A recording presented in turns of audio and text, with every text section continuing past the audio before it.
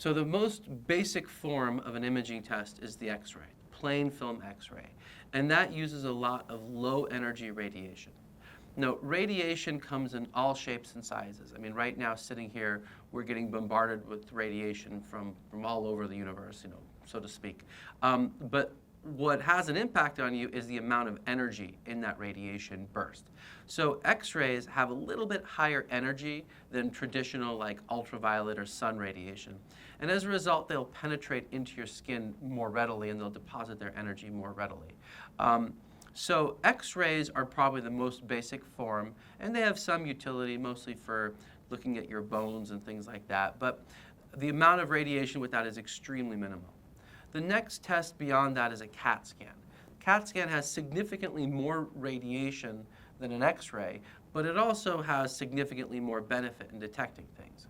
The CAT scan is basically like getting a bunch of X-rays and piecing them together. So as you can imagine, there's a little bit more dose that goes to the patient. So long-term studies have been done that have shown that CAT scans and X-rays are extremely safe and they're extremely effective when it comes to the proper indication for screening.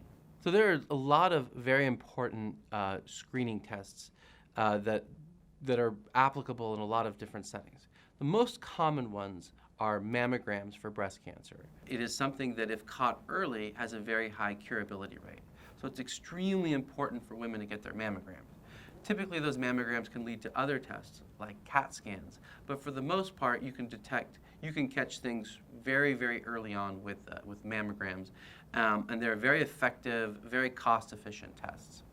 Other types of screening tests, for example, are CAT scans, high-resolution CAT scans, or low-dose CAT scans for lung cancer. There's been a recent research study that was done on a very, very large scale that demonstrated that if you have a CAT scan screening test, a low-dose CAT scan screening test, the likelihood of you catching a tumor early and curing that patient by removing it is a lot higher than if you've just done routine chest X-rays.